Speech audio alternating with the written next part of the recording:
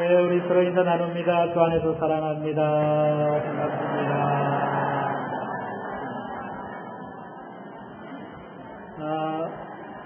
어제가 6월 25일 6.25 한국전쟁 66주년이 되는 날이었습니다. 66년 전 이 땅에 전쟁의 포화 소리가 하늘과 땅을 가득 채웠는데, 그때 많은 사람들이 참 어려움을 당했지만은 그 중에서도 이 부모를 잃은 전쟁 고아들 얼마나 많았습니까?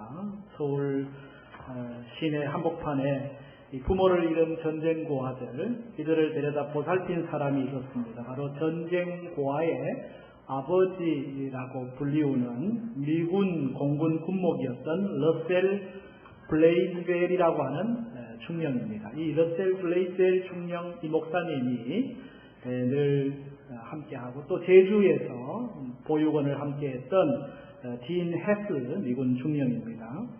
서울 시내의 작은 고아원을 하나 만들고 매일 아침 서울 시내를 돌면서 고아들에게 손을 내밀었어요. 덕분에 한 1000여 명의 아이들이 이분의 손을 붙잡고 먹을 것, 입을 것을 공급받으면서 그 전쟁통에 살아남게 되는 거죠. 혹독한 추위와 절망 속에서 이 아이들이 이렇게 돌봄을 받았습니다. 그런데 문제는 일사후퇴 때였거든요. 중공군의 기세가 거세지면서 그대로 있으면 고아원에 있는 아이들도 목숨을 장담할 수 없는 그런 상황이었습니다. 유엔군은 이 아이들 내버려 두고 빨리 후퇴할 것을 지시했습니다. 그런데 이 블레이즈벨 중령 군목 목사님은 이 아이들 버려두고 어떻게 갑니까? 그 명령을 복종할 수가 없습니다. 그리고는 아이들을 어떻게 하든지 이 제주로 탈출시킬 그런 계획을 세우는 거죠. 문제는 이동수단이잖아요. 이 아이들을 어떻게 이 제주로 옮길 수 있겠습니다. 그래서 아이들을 이송할 수 있는 비행기를 좀 수송기를 편성해달라고 요청을 하지만은 한참 전쟁통이니까 비행기 항공기 한 대도 아까운 그런 절박한 순간이니까 거절을 당하고 맙니다. 눈물로 호소를 하고 또 호소를 하고 이 블레이즈벨 중령의 부탁이 이어지자 마침내 단 하루를 사용하는 조건으로 수송기 15대를 얻어냈습니다. 어렵게 구한 트럭을 이용해가지고 1000명의 아이들을 김포 비행장으로 데려오는 데 성공하고, 정신없이 아이들을 수송기에다가 옮겨 태워가지고 제주도로 무사히 이송을 하게 됐죠. 이 블레이즈벨 중령의 상관 명령 불복종으로 나중에 감찰을 받게 됐는데, 그 감찰을 받게 되면서 이분이 이렇게 말을 했어요. 당연히 해야 할 일을 했습니다. 그렇게 자기 고백을 했죠. 딘 헤스 중령이 제주도에서 10개월간 보육원을 운영하면서 이 전쟁 고아들을 돌봤는데, 이 헤스 중령의 회고록에 보면은 이렇게 기록이 되어 있어요. 가장 마지막 차례 아이가 수송기 안으로 들어오고 수송기 문이 닫히는 순간 내가 느꼈던 지극한 감사와 안도감은 내 평생 2번 다시 없을 것이다. 그렇게 기록을 하고 있습니다. 아이들의 수송 작전은 용기가 아닌 책임이었다고, 그래서 이 아이들을 내가 내버려 두고 갈 수 없었다고 그런 고백을 한 거죠.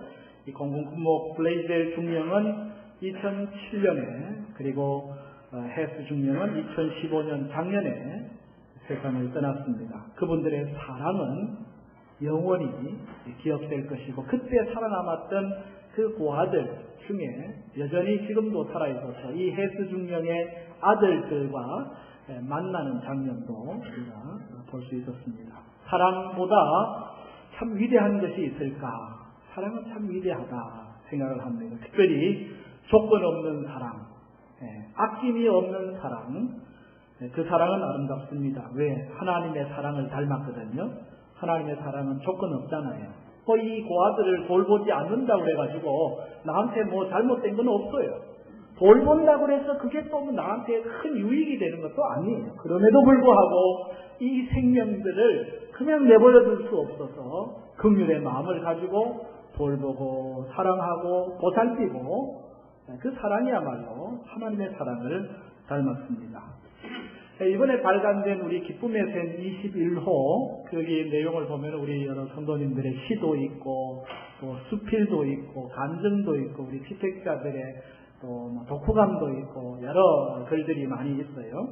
어느 권사님의 그런 사랑에 대한 이야기로 가득 차 있더라고요. 특별히 하나님의 사랑, 아가페 사랑에 대하여 쭉 써놨어요.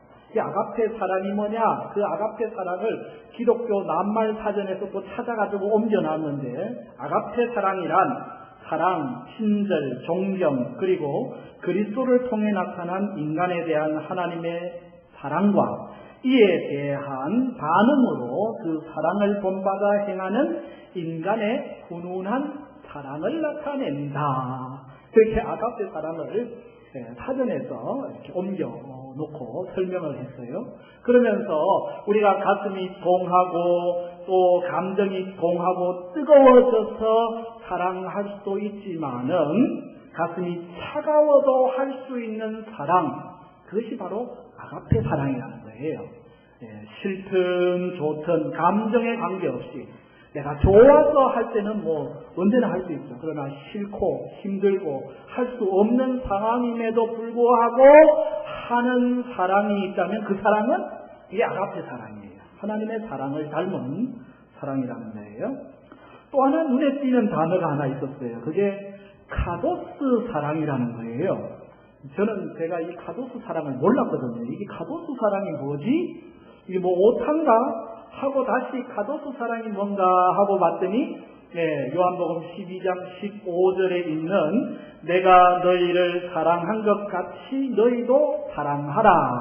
이 구절에서 나온 헬라어 단어가 카도스예요. 카도스는 같이, 뭐뭐처럼, 영어로 얘기하면 just as 라고 하는, 그러니 그리스도께서 우리를 사랑하신 것 같이 사랑하는, 예수님을 닮아서 하는 사랑, 예수님을 모방해서 하는 사랑, 예수님을 흉내내서 하는 사랑, 그게 우리 그리스도인들이 해야 될 사랑. 그래서 카도스 사랑이라 그렇게 이야기합니다. 그러고 보니까 오늘 읽은 말씀도 여기 카도스 사랑이 있어요. 오늘 말씀 1절이 이렇게 시작하죠. 그러므로 사랑을 받는 자녀같이, 이것도 카도스라는 헬라어가 들어가 있어요. 사랑을 받는 자녀같이 너희는 하나님을 본받는 자 되고, 2절 말씀도 그렇게 시작하잖아요. 그리스도께서 너희를 사랑하신 것 같이 너희도 사랑 가운데서 행하라. 그리스도께서 우리를 사랑해 주신 것 그거 같이 우리도 그걸 본받아 가지고 그것을 흉내내 가지고 사랑하라. 카도스의 사랑입니다. 이 사랑은 모델이 분명히 있는 거예요. 우리가 어떻게 사랑해야 되지? 모델이 있잖아요. 예수님, 하나님이 사랑하신 그 방법, 모델. 마치 그 아파트에 모델하우스를 지어놓은 곳에 가보면은 앞으로 이 아파트가 이렇게 지어지겠구나 미리 아는 것처럼 우리가 해야 할 사랑의 모델, 그것이 바로 카도스의 사랑이죠. 여기에서 또 하나의 단어를 더 만든다면은 미네타이의 사랑이라 그렇게 표현할 수 있을 것 같아요. 한번 따라합시다. 미네타이의 사랑. 도대체 목사님 또 미네타이는 뭡니까? 카도스도 처음 듣는데, 카도스는 헬라어로 같이라는 뜻이라면 미네타이라고 하는 말은 본받는다라는 의미예요. 그래서 미네타이라고 하는 헬라어에서 나온 게 영어의 imitation, 모방한다, imitation이에요. 미네타이에서 나온 말입니다. 그러니까 우리가 하는 사랑이라고 하는 것은 하나님의 사랑을 본받아가지고 모방을 해서 흉내내서 닮아서 하는 그런 사랑이라고 하는 겁니다. 우리가 그리스도인인 것을 무엇으로 드러낼까요? 내가 예수 믿는 사람입니다 이마에 써놓고 다닐 수도 없고, 내가 교회 이런 직분을 갖고 있습니다 하고 명함에 새기고 소개할 수도 없고, 진짜 오늘 우리 그리스도인 됨을 어떻게 드러내느냐? 하나님 자녀된 것을 무엇으로 드러내느냐? 지난주에 우리 교회 임직식이 있었잖아요. 우리 산부 지휘하시는 우리 최규현 집사님 가족들도 많이 한 동생들이 왔더라고요. 제가 최규현 집사 동생입니다. 말하기 전에 제가 알아봤어요. 아, 최규현 집사 동생이구나. 딱 닮았거든요. 아주 그냥 여러분도 보면 바로 알 정도로 아주 닮았더라고요. 닮은 이유가 뭐겠어요? 같은 아버지, 같은 공장에서 나왔으니까 그렇지 않겠어요? 아버지하고 아들이 꼭 닮았을 때 우리가 붕어빵이라고 표현합니다. 왜 붕어빵입니까? 붕어빵 기계에다 똑같이 찍어내니까 같은 유전자, 유전정보, DNA를 갖고 있어요. 그래서 아버지와 아들이 닮은 거고 형제간에 닮은 거거든요. 우리가 하나님의 자녀가 된다라고 하는 것은 우리 안에 하나님의 형상이 있다는 뜻이고, 그 형상을 오늘 용어로 하면은 하나님의 DNA예요. 하나님의 유전 정보가 우리 안에 있다는 거거든요. 우리가 하나님의 자녀인 것을 어떻게 드러냅니까? 하나님의 형상, 그 하나님의 닮은 꼴, 그 하나님의 형상의 핵심이 뭐냐 하고 들어가 보면은 그게 사랑이거든요. 하나님의 형상의 가장 중심부에 가장 크게 자리 잡고 있는 것이 사랑입니다. 요한일서 4장 7절 이하의 말씀에 사랑하는 자들아 우리가 서로 사랑하자. 하나님께 사랑은 하나님께 속한 것이니 사랑하지 아니하는 자는 하나님을 사랑하는 자마다 하나님으로부터 나서 하나님을 알고 사랑하지 아니하는 자는 하나님을 알지 못하나니 이는 뭐예요? 하나님이 사랑이십니다. God is love. 하나님은 사랑이기 때문에 그래서 이 하나님의 형상, 하나님의 이미지는 바로 사랑이라고 대변할 수 있지요. 오늘 우리가 이 사랑, 이 형상을 우리 삶 속에서 드러내는 겁니다. 우리가 이 죄로 말미암아서 우리 안에 이 하나님의 형상이 파괴됐었어요.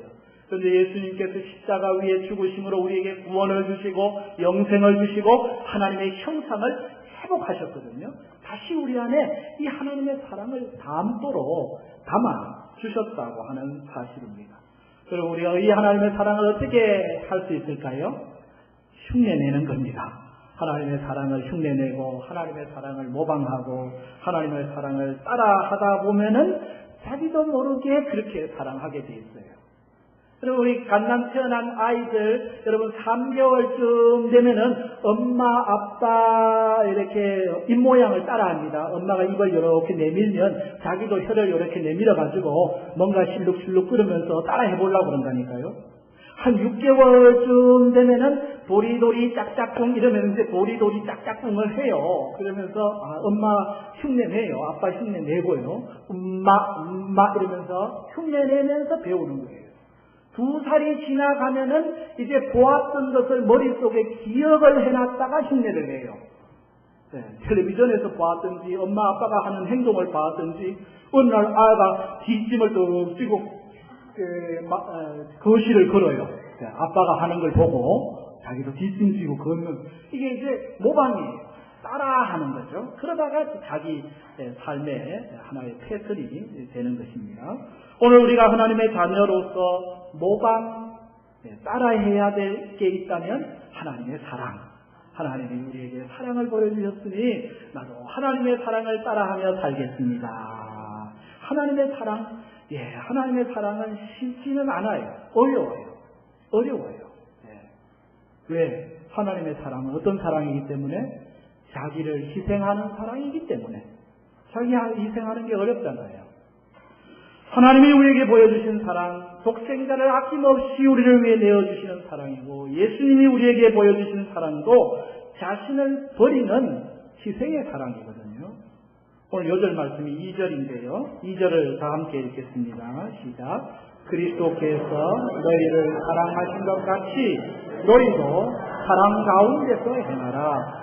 그는 우리를 위하여 자신을 버리사 향기로운 제물과 희생 제물로 하나님께 드리셨느니라. 아멘. 그렇습니다. 예수님은 십자가에서 우리를 위하여 자신을 버리사 자기를 버리는 거예요. 나를 버리는 게 쉽습니까? 자기를 얼마나 지키려고 하는데요. 자기 자존심 지키려고 하고요. 자기 생각 지키려고 하고요. 자기를 버리는 게 쉽지 않아요. 어쨌든 불가능해요. 그러나 예수님은 자기를 버리사 십자가 위에서 향기로운 제물, 희생 제물이 되셨다고 하는 것입니다. 하나님이 우리에게 보여주신 사랑도 버리는 사랑이잖아요. 독생자, 하나밖에 없는 아들을 내어놓는 것, 그게 쉽습니까? 어렵습니다. 세상에서 제일 가슴 아픈 것이 자녀를 먼저 잃는 아픔이거든요. 요즘 TVN에 디마프, 디어 마이 프렌인가? 좀 아주 인기가 있다고 해요. 어제 잠깐 지나가면서 봤는데, 김혜자가 옛날 자기 큰 아들 잃어버린 것 때문에 맨날 베개를 업고 길을 걷는 장면이, 이게 그만큼 어려운 거예요. 자녀를 잃는다는 것은 보통 아픔이 아니에요. 세상에서 제일 큰 아픔을 주던 거예요. 하나님의 사랑이 무슨 사랑이냐? 독생자를 아낌없이 주시는, 요한복음 3장 16절 하나님이 세상을 이처럼 사랑하사 독생자를 주셨으니 이는 그를 믿는 자마다 멸망치 않고 영생을 얻게 하려 하십니다. 아멘. 우리가 이 요한복음 3장 16절을 갖고 있다면 우리에게 또 하나 가져야 될 3장 16절이 있습니다. 그건 요한 1서 3장 16절이에요. 요한복음 3장 16절을 가진 사람들은 이 요한 1서 3장 16절을 가져야 되는데, 함께 읽겠습니다. 시작. 그가 우리를 위하여 목숨을 버리셨으니 우리가 이로써 사랑을 알고 우리도 형제들을 위하여 목숨을 버리는 것이 마땅하니라. 아멘. 하나님께서 독생자를 주셨고 예수님이 우리를 위하여 목숨을 버리셨다면 우리가 그 사랑을 받은 자로서 요한복음 3장 16절을 받은 사람은 요한일서 3장 16절로 형제를 위하여 목숨을 버리는 것이 마땅하니라. 십자가 사랑입니다. 그리스도의 사랑입니다. 이 하나님의 사랑, 자기를 희생하는 사랑, 그 사랑이 오늘 우리에게 있는가 돌아보게 되는 거죠. 여러분, 타이타닉호가 침몰할 때 그 배 안에는 2208명의 사람들이 있었어요. 그러나 거기에 구조선 또는 구명조끼가 준비 다 되어 있지 않았기 때문에 거기에 1513명은 결국 자신의 생명을 포기해야만 했습니다. 여러분, 구명조끼는 한 개밖에 없고 배에 탄 사람은 3명이다. 누가 그 구명조끼를 입어야 될까요? 그런 절박한 상황, 그죠? 여러분, 이 타이타닉호 그 배에 탄 사람 중에 그 선박회사의 사장이었던 브루스 이스메이라는 이는, 그는 하인, 비서, 수많은 승객을 버려두고 구명보트에 올라탔습니다. 생명을 구했습니다. 살았지만은 세상 여론과 언론으로부터 비난을 받으면서 부차한 인생을 살았거든요. 그런가 하면 이 존 스미스 선장은 끝까지 구명보트 승선을 거부하고 승객들을 구조하다가 죽었습니다. 뉴욕에 유명한 메이시 백화점이 있는데 그 메이시 백화점의 회장이었던 스트라우스 부부도 남편이 그 구명선에 타는 걸 거부하니까 부인도 나도 그러면 안 타겠다. 자기가 입고 있던 링크 코트를 자기 하인에게 입혀가지고 하인을 올려 태우고 그 두 사람은 의연하게 그곳에서의 마지막 시간을 보냈다는 거예요. 윌레스 하틀리라고 하는 사람은 지휘를 맡은 그 연주대 8명과 함께 마지막 순간까지, 여러분 보셨죠? 그 영화에서 마지막 4주를 가까이 하려 하면 십자가짐 같은 고생이나 그 마지막 연주를 배가 침몰하기 10분 전까지 연주하면서 그 배에 있는 많은 사람들에게 소망을 선물했다고 하는 거 아니겠어요? 여러분, 이런 극적인 상황이 아니라 할지라도 우리의 삶 속에서 평소에 이웃을 배려하고 양보하고 사랑하는 삶을 날마다 연습하고 있는가? 쉽지 않죠. 가정 안에서, 교회 안에서, 직장 안에서 나를 희생하는 사랑을 한다는 거 어려워요. 그럼에도 불구하고 자꾸 연습해야 되거든요. 할 수만 있거든 여러분, 양보할 수 있기를 바랍니다. 할 수만 있거든 손해볼 줄 알기를 바랍니다. 자기 몫을 너무 챙기려고 하지 마세요. 너무 똑똑하지 마세요. 한 2% 조금 부족한 것처럼 살아버리세요. 그러면은 사랑하게 되거든요. 다 할라 그러면 안 되는 거예요. 사랑할 수 없을 때 우리가 바라봐야 될 게 있습니다. 그건 십자가예요. 십자가를 바라보면은 나를 향한 주님의 사랑이 얼마나 큰지, 그 큰 사랑이 내 안에 비춰오게 될 때 사랑할 수 없는 우리가 다시 사랑할 수 있는 힘을 얻게 되고 용기를 얻게 되니까 주여 내가 십자가를 바라봅니다. 십자가에서 보여준 그 사랑, 주님이 내게 보여주신 그 사랑을 닮아서, 그 사랑을 본따서, 그 사랑을 흉내내면서 카도스의 사랑, 니메타이의 사랑, 그 사랑을 우리가 살아가는 거죠. 그럴 때 우리가 하나님의 자녀인 것을, 예수님의 제자인 것을 드러내게 되는 겁니다. 요한복음 13장 35절에 너희가 서로 사랑하면 이로써 모든 사람이 너희가 내 제자인 줄 아리라. 우리가 사랑할 때 우리 그 사랑 안에 하나님의 형상이 드러나요. 하나님의 이미지가 드러나요. 그 사랑 안에서 우리가 하나님의 모습을 보여줄 수 있다는 거거든요. 우리에게 주님이 요구하시는 것이 사랑 가운데 행하라고 하는 말씀입니다. 그러면서 우리가 또 하나 생각할 것은 부르지 말아야 할 사랑도 있어요. 부르지도 말아야 할 사랑. 그 이기적 사랑이거든요. 이름조차 부르지 말아야 할 사랑. 이건 사실 사랑이 아닌데요. 철저하게 자기만을 위한 사랑이거든요. 이기적 사랑이거든요. 영어 농담 중에 고기 중에 제일 나쁜 고기, 피쉬 중에 가장 나쁜 피쉬가 무슨 피쉬냐? 셀피쉬. 이기주의. 이게 제일 나쁜 고기라고 얘기를 하더라고요. 3절 말씀에 보면 은행과 온갖 더러운 것과 탐욕은 너희 중에 그 이름조차도 부르지 말라. 이는 성도의 마땅한 바다. 성도의 마땅한 바, 이름조차도 부르지 말아야 할 것. 은행이 뭐예요? 은행은 자기 만족을 위한 사랑이죠. 온갖 더러운 것, 자기 쾌락을 위한 사랑이죠. 탐욕, 자기 욕심을 채우기 위한 사랑이죠. 이런 사랑은 전부 이기적 사랑이에요. 자기를 중심으로 하는 사랑. 그런 것은 이름조차도 부르지 말아라. 그건 사랑이 아니기 때문입니다. 5절에도 같은 말씀이 있어요. 너희도 정녕 이것을 알거니와 음행하는 자나 더러운 자나 탐하는 자, 곧 우상숭배자는 다 그리스도와 하나님의 나라에서 기업을 얻지 못하리니. 은행과 더러운 것과 탐욕을 우상숭배와 같은 단위에 놓고 있어요. 그도 그럴 것이 이 에베소라고 하는 지역은 아덴이라고 하는 여신을 섬겼거든요. 이 아덴이 여신을 섬기는 내용을 가만히 들여다보면은 거기가 은행이 가득하고요, 더러운 짓거리들이 있고요, 탐욕이 가득해요. 우상숭배하는 거하고 음행과 더러운 것과 탐욕은 같이 한 보따리 안에 있는 거죠. 그래서 그것을 하는 사람은 하나님의 나라를 기업으로 얻지 못한다. 예수 그리스도의 기업을 갖지를 못한다고 말한 거예요. 그러므로 이기적 사랑, 자기 사랑은 이름도 부르지 말아라. 그 가까이도 있지 말라고 이야기하는 거거든요. 한 어머니가 과자를 구웠어요. 바구니에 과자를 가득 담으면서 아들이 얘기합니다. 저녁 먹기 전에 먹으면 밥맛이 없으니까 식사 후에 먹도록 해라. 아들이 대답합니다. 예. 그리고 얼마 뒤에 아들을 보니까 아들이 없어. 어디 갔나 봤더니 아들이 그 과자 바구니를 옆에 끼고 앉아가지고 과자를 오물락 뭐하니? 과자 안 먹어요. 먹는 거 아니에요. 그냥 만지고만 있는 거예요. 만지고만 있는 이 아이가 과자를 먹을 가능성이 있을까요? 없을까요? 만지고만 있는다는 게 얼마나 어려운 건데요. 유혹이 얼마나 쉽대요. 여러분 가까이 간다는군요. 그래서 성경은 이름조차 부르지 말라고 아예 고개를 획 돌려버리라고. 음행과 더러운 것과 탐욕은 이름조차 부르지 말라는 거예요. 대신 우리 안에 이 사랑을 만들어낼 수 있는 걸 해야 돼요. 그게 뭡니까? 감사의 말로 하는 사랑입니다.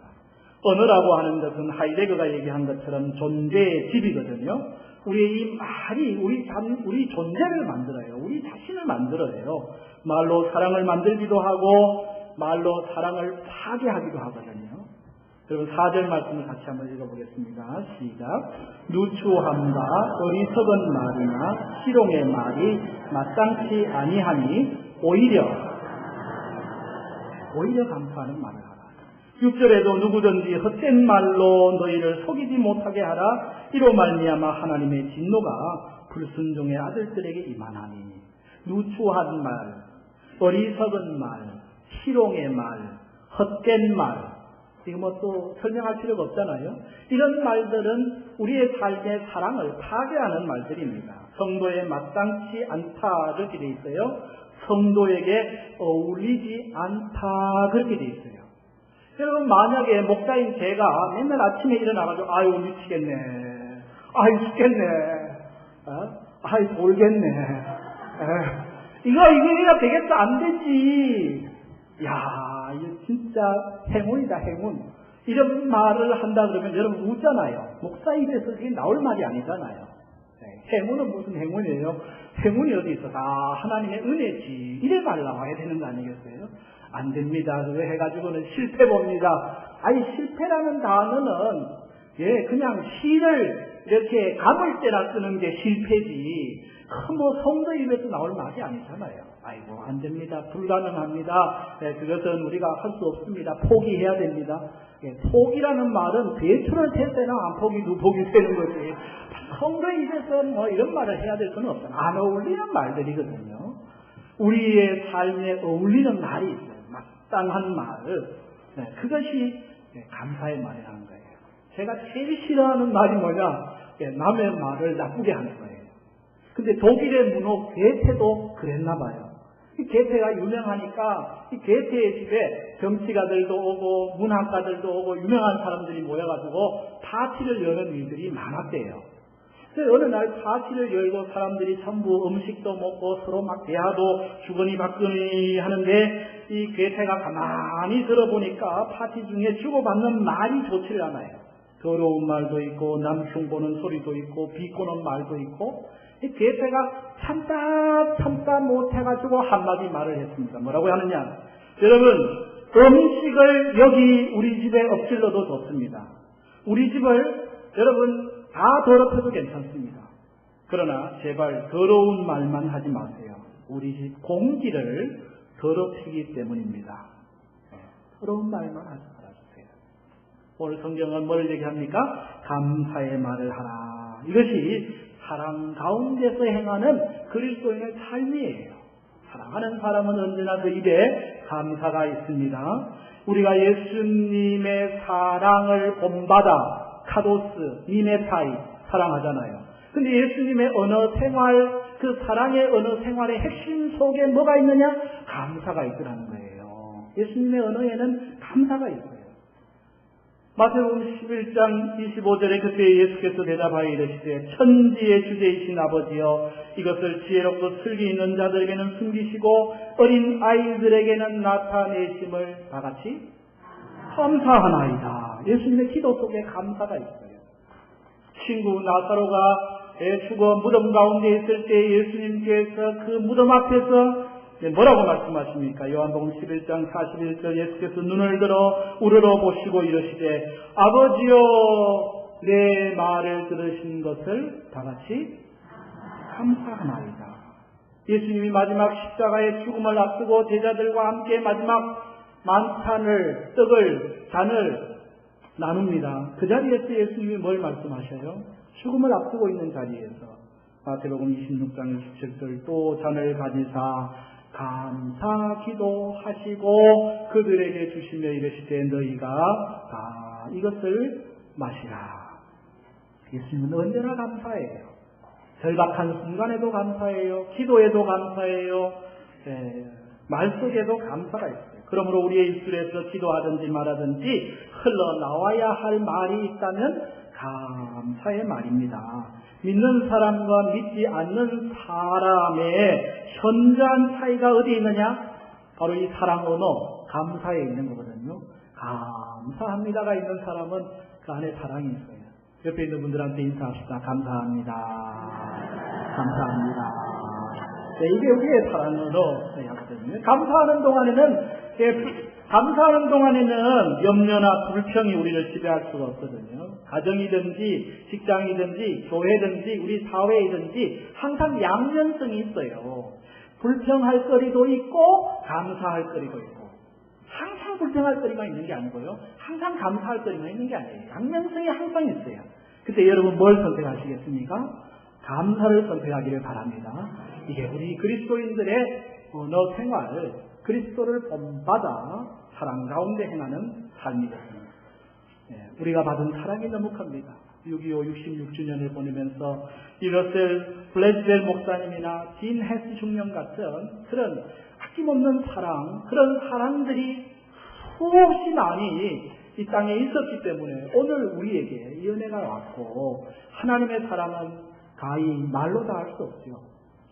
죽을 수밖에 없었던, 죽었던 우리를 살리신 그 십자가의 사랑, 그 하나님의 사랑을 우리가 늘 기억한다면, 주님, 오늘도 우리가 힘들지만 어렵지만 그 십자가 사랑 본받아서 더 많이 사랑하겠습니다. 어렵지만 힘들지만 더 많이 사랑하겠습니다. 주님, 내게 주신 그 사랑에 응답하면서 사랑하며 섬기겠습니다. 우리 고백을 담아 우리 함께 찬양을 하고 싶어요. 사랑의 주님이 날 사랑하시네, 내 모습 이대로 받으셨네. 사랑의 주님이 날 사랑하듯이 나도 너를 사랑하며 섬기니. 함께 찬양합시다.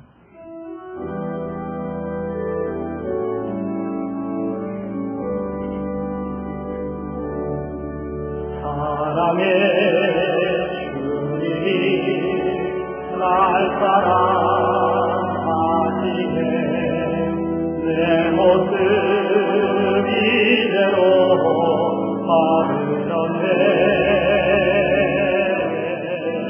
사랑의 주님이 날 사랑하듯이 나도 너 옆에 있는 분 손을 잡고 사랑하며 다시 한번 더 합시다. 사랑의 주님이 날 사랑하시네, 사랑의 주님이 날 사랑하시네, 내 모습 이대로 받으셨네. 사랑의 주님이 날 사랑하시네, 나도 더 하나 주실래요? 사랑